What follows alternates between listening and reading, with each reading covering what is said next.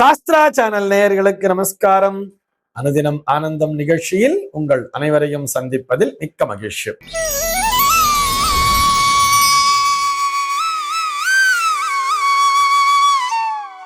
இன்று 20/4/2026 இந்த நாள் குறித்து பஞ்சாங்கம் என்ன சொல்றதுன்னு பார்க்கலாம் வாங்கோ.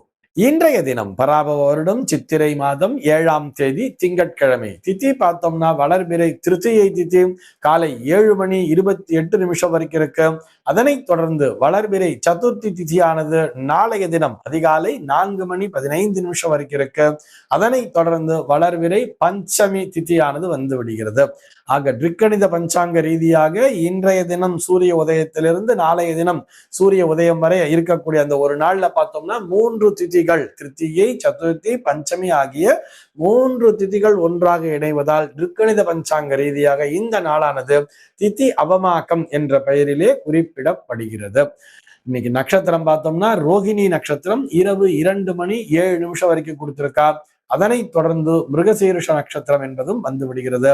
இந்த நாள் முழுவதுமே ஒரு அமிர்த யோகம் கூடிய நாளாக அமைந்திருக்கிறது. இது போக பஞ்சாங்கத்திலே வரக்கூடிய யோகம் பார்த்தோம்னா இன்றைக்கு சௌபாகியம் அப்படிங்கிற ஒரு நாம யோகத்தை கொடுத்திருக்கா. கரணம் பார்த்தோம்னா கரஜை என்கின்ற கரணமானது காலை 7:28 வரைக்கும் இருக்கு. அதனைத் தொடர்ந்து வணிஜை என்கின்ற கரணமானது வந்து விடுகிறது. இந்த நாளானது ஒரு மேல் நோக்கு நாளாக அமைந்திருக்கிறது. இன்னைக்கு என்ன ஸ்பெஷல் அப்படின்னு சொல்லி பார்த்தோம்னா இன்றைய தினம் பஞ்சாங்கத்திலே சதுர்த்தி விரதம் அப்படிங்கிறத கொடுத்திருப்பா. இது போக வார்த்தா கௌரி விரதம் அப்படிங்கிறத கொடுத்திருக்கா. பகுலாமுகி ஜெயந்தி அப்படிங்கிறத கொடுத்திருக்கா. மங்கையர்க்கரசி நாயனாரினுடைய குரு பூஜை நாளாகவும் இந்த நாளானது அமைந்திருக்கிறது. சென்னையை பொறுத்தவரை இன்றைய தினத்தினுடைய சூரிய உதயம் என்பது காலை 5:57 சூரிய அஸ்தமனம் என்பது மாலை 6:18 சந்திர உதயம் என்பது காலை 8:13 சந்திர அஸ்தமனம் என்பது இரவு 9:29 சம்பவிக்கிறது. இன்றைக்கு நல்ல நேரம் அப்படின்னு சொல்லி பார்த்தோம்னா காலை 6 மணி முதல் 7 மணி வரையிலும், மாலை 6 மணி முதல் 7 மணி வரையிலும் நல்ல நேரமே. சென்னையை பொறுத்தவரை இன்றைய தினத்தினுடைய ராகு காலம் என்பது காலை 7:29 முதல் 9:02 வரையிலும், யமகண்டம் என்பது பகல் 10:35 முதல் மதியம் 12:07 வரையிலும், குளிகை காலம் என்பது மதியம் 1:40 முதல் 3:13 வரையிலும் சம்பவிக்கிறது. தினாந்தம் பார்த்தோம்னா இன்றைய தினம் இரவு 1:34 கொடுத்திருக்கா. சூலம் பார்த்தோம்னா இன்றைக்கு கிழக்கே சூலம் காலை 9:14 வரையில் அந்த சூல தோஷம் என்பது உண்டு. அதற்குரிய பரிகாரமாக தயிர் அறிந்துவிட்டு கிழக்கு திசையை நோக்கி பயணிக்கலாம் அப்படிங்கிறதையும் சொல்லி இருக்கா. இன்றைய தினத்தினுடைய ஆன்மீக தகவலாக, இதை ஆன்மீக தகவல்னு சொல்றதை விட ஜோதிட தகவல் அப்படின்னு தான் சொல்லணும். கல்யாணி ராமச்சந்திரன் அப்படிங்கிற ஒரு நேயர் கேள்வி கேட்டிருக்கார். அவருடைய கேள்வி என்னன்னு சொல்லி பார்த்தா, சித்திரையில் பிள்ளை பிறந்தால் தகப்பனுக்கு ஆகாதா அப்படிங்கிறது அவருடைய கேள்வியாக அமைந்திருக்கிறது. இந்த அம்மா அவருடைய பெண்ணிற்கு இப்பொழுதுதான் குழந்தை பிறந்திருக்கு போல இருக்குது. இப்பதான் இந்த சித்திரை பிறந்த உடனே குழந்தை பிறந்துருச்சு போல இருக்கு.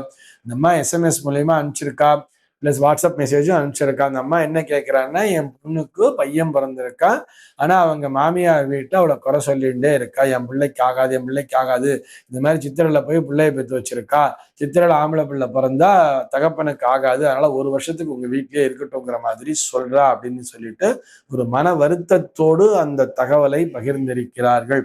இது குறித்து நம்ம ஒவ்வொரு வருடமும் நம்ம விழிப்புணர்விற்காக நம்ம சொல்லிக்கிட்டே இருக்கோம். யாரும் கேட்பது போல் தெரியவில்லை. உண்மையை சொல்ல வேண்டும் என்று சொன்னால் இது போன்று எந்த விதியுமே கிடையாது. சித்திரையில் பிள்ளை பிறந்தால் அப்பாவுக்கு ஆகாது, தகப்பனுக்கு ஆகாது என்று சொல்வது முற்றிலும் தவறான கருத்து. இதிலே எந்த விதமான சந்தேகமும் கிடையாது. இதுல பார்த்தோம்னா பித்ருகாரகன் என்று அழைக்கப்படக்கூடிய சூரியனானவர் இந்த மாதம் முழுக்கவே உச்ச பலத்துடன் சஞ்சரிப்பார். ஆனா பித்ருகாரகன் உச்ச பலத்தோடு சஞ்சரிச்சாருன்னு சொன்னா அங்க பித்ருக்களுக்கு ஆகாது, அவங்க அப்பாவுக்கு ஆகாதுன்னு சொல்றதெல்லாம் முட்டாள்தனம் தான். அதிலே எந்த விதமான சந்தேகமும் இல்லை. இன்னும் ஒரு சில பேர் இப்படி சொல்லுவா, இது அந்த பையனுடைய லக்னத்தை பொறுத்தது. அவன் ஒரு கன்னியா லக்னத்துல பிறந்துட்டான்னு சொன்னா, கன்னி லக்னத்துக்கு 8வது வீட்டுல போய் அந்த அஷ்டமஸ்தானத்துல போய் சூரியன் பித்ருகாரகன் சூரியன் உட்கார்ந்துட்டாருன்னு சொன்னா அவன் நிச்சயமாக தகப்பனை இழந்து விடுவான் என்று சொல்வதெல்லாம் முற்றிலும் தவறுதான். ஏன்னு சொன்னா கன்னியா லக்னத்திற்கு 12ஆம் இடத்திற்குத்தான் அதிபதி சூரியனை தவிர 9ஆம் பாவகத்திற்கு அதிபதி கிடையாது. இன்னும் ஒரு சில பேர் இப்படி சொல்லுவா, அந்த சிம்ம லக்னத்திலே பிறந்த லக்னாதிபதி சூரியனே போய் 9ல உட்கார்ந்தாலும் அப்பாவுக்கு ஆகாதுங்கிற மாதிரி. இது அத்தனையுமே மறுக்கப்பட வேண்டிய கருத்துக்கள் தான். இதெல்லாம் எங்கேயுமே லாஜிக்குங்கிறது கிடையாது. உண்மையை சொல்ல வேண்டும் என்று சொன்னால், சித்திரையில பிள்ளை பிறந்த அப்பாவுக்கு சூப்பரா தானே இருக்கணும். ஏன்னா சூரியனானவர் உச்ச பலத்தோடு தானே சஞ்சரிக்கிறார். அப்ப அவங்க அப்பா இன்னமும் பலத்தினை பெற வேண்டும் என்று தானே சொல்ல வேண்டும். இப்ப எல்லாவற்றையும் விட ஒரு உண்மையான ஒரு விஷயம் என்ன தெரியுமா? எவருடைய ஜாதகமுமே இன்னொருத்தருடைய ஆயுளை தீர்மானிக்காது. இந்த குழந்தையுடைய ஜாதகம் எந்த விதத்திலையும் அவங்க அப்பாவை பாதிக்காது. இந்த குழந்தைக்கு இப்ப நம்ம எடுத்துப்போம், நம்ம சொன்ன கருத்து என்ன? 9ல சூரியன் உச்சபலத்தோட இருக்கான்னு சொன்னா, 9 அப்படிங்கிறது ஒரு பாக்யஸ்தானம்னு எடுத்துட்டோம்னா, அந்த பாக்யஸ்தானத்திலே சூரியனுடைய வலிமை இருக்க பிறந்தால் அந்த குழந்தைக்கு தகப்பனார் வழியிலே பாக்கியம் என்பது கிடைக்கும் என்பது தானே பொருள். அதனை விடுத்து அது தர்மஸ்தானம், அது கர்மஸ்தானம், கர்மா அவனுக்கு தர்ம பிடிக்க வேண்டிய காலம் அந்த குழந்தை பிறக்கும் பொழுதே என்று சொல்வதெல்லாம் முற்றிலும் தவறு. இதை நன்றாக புரிந்து கொள்ள வேண்டும். இந்த குழந்தையுடைய ஜாதகம் எந்த விதத்திலே அப்பாவுடைய ஆயுளை தீர்மானிக்காது. அப்படி இல்லையே அவனுக்கு கர்ம திசைங்கிறது வந்துட்டா அவன் போய் சேர வேண்டியதுதானே அப்படின்னு சொன்னா நிச்சயமாக அது போல் இல்லை. இந்த அப்பாவினுடைய ஜாதகம் வீக்கா இருந்து அவருக்கு இந்த நேரத்துல ஆயுள் ஸ்தானம்ங்கிறது வீக்கா இருந்தா மட்டும்தான் அவர் போவாரே தவிர, ஒருவருடைய ஜாதகம் இன்னொருவருடைய ஜாதகத்தை இன்னொருவருடைய ஆயுளை நிச்சயமாக தீர்மானிக்காது. சார், இது போக சித்திரையில பிறந்த அப்பா நடுத்தருக்கு வந்துடுவான்னு சொன்னாலே, சித்திரை அப்பன் தெருவிலேன்னு தானே பழமொழி சொல்லுவான்னு சொன்னா, சித்திரை அப்பன் தெருவிலே என்று சொல்வது இந்த ஒரு சூழலை வைத்து அல்ல. நல்லா புரிஞ்சுக்கணும். சித்திரை அப்பன் தெருவிலே என்று சொல்வது அது ஜோதிடவியல் ரீதியான பழமொழி அல்ல, அது ஆன்மீக ரீதியான ஒரு பழமொழி. இதுக்கு என்ன விளக்கம் அப்படின்னு சொல்லி பார்த்தோம்னா, சித்திரை மாதத்திலே மதுரை எம்பதியிலே உற்சவம் என்பது நடக்கும். மதுரை மாநகர்ல பார்த்தோம்னா உற்சவங்கிறது நடக்கும். பொதுவா மதுரைன்னா எப்படி சொல்லுவோம்? மதுரையில மீனாட்சியுடைய ஆட்சின்னு சொல்லுவா தெரியுமா? உங்க வீட்டுல மதுரையா சிதம்பரமான்னு கேட்பா. அப்படின்னா என்ன அர்த்தம்? வீட்டுல மனைவியினுடைய ராஜ்யமா இல்ல இது கணவனுடைய ராஜ்யமாங்கிறதுக்காக இந்த மாதிரி கேட்பா. அதாவது வீட்டுல மதுரைங்க, எங்க வீட்டுல மதுரை ஆட்சிங்கன்னு சொன்னா அந்த மனைவி தான் வீட்டுல டாமினேட் பண்றாங்கிற மாதிரி தானே சொல்லி வச்சிருப்பா. ஆனால் உண்மை என்ன தெரியுமா? அந்த மதுரை எம்பதியிலே இந்த ஒரு 4 மாத காலம் மட்டும்தான் மீனாட்சி அன்னையினுடைய ஆட்சி என்பது நடக்கும். சித்திரை, வைகாசி, ஆனி, ஆடி மட்டும்தான். மறுபடியும் ஆவணின்னு வந்த உடனேயே மறுபடியும் அதை சொக்கநாதர் தான் அங்கே ஆட்சி பொறுப்பிற்கு வந்து விடுவார்.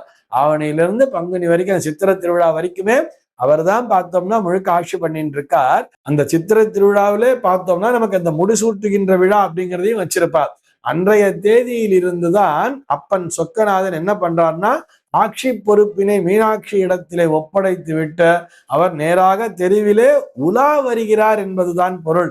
இதற்காக நம்ம அனைவருக்கும் காட்சி தருவதற்காக, இந்த உலக மக்களை ரட்சிப்பதற்காக அப்பன் சொக்கநாதன் தெருவிற்கு வருகின்ற மாதமாக இந்த சித்திரை மாதமானது அமைந்திருக்கிறது. அதனாலதான் அதை சித்திரை அப்பன் தெருவிலேன்னு சொன்னா. அது கூட எப்படி ரத வீதிகளிலே வருவார். அங்க பார்த்தோம்னா இந்த தெற்கு சித்திரை வீதி, வடக்கு சித்திரை வீதி எல்லாம் போட்டிருப்பாங்க. அந்த மாசத்தின் பேர்லதான் வீதி எல்லாம் இருக்கும். அந்தந்த மாதங்களிலே நடக்கக்கூடிய உற்சவங்கள் அந்த தெருக்களின் வழியாக சுவாமி வருவார் அப்படிங்கிறது தான் அந்த ஊரினுடைய தாற்பயமே. அதை நன்றாக புரிந்து கொள்ள வேண்டும் அல்லவா? சித்திரை அப்பன் தெருவிலேன்னு சொன்னா, சித்திரையில பையன் பிறந்தான்னா அப்பனுக்கு ஆகாதுன்னு சொல்றதெல்லாம் முற்றிலும் தவறான கருத்துத்தான். இதிலே எந்த விதமான சந்தேகமும் இல்லை. உங்கள் சம்பந்தி வீட்டாருக்கு நீங்கள் முடிந்தவரை இந்த கருத்துக்களை சொல்லி புரிய வையுங்கள். கண்டிப்பாக இறைவனுடைய அருளால் அவர்கள் புரிந்து கொள்வார்கள், பேரனை எடுத்து கொஞ்சுவார்கள். இந்த சந்தேகமே வேண்டாம், இறைவன் பார்த்துக் கொள்வார். இந்த தகவலோடு இன்றைய தினம் உங்களிடமிருந்து நான் விடைபெற்றுக் கொள்கிறேன். மீண்டும் உங்கள் அனைவரையும் நாளைய தினம் ஒரு புதிய தகவலோடு சந்திக்கிறேன். அன்பர்கள் அனைவருக்கும் அனுதினமும் ஆனந்தமாய் அமைய பிரார்த்திக்கிறேன்.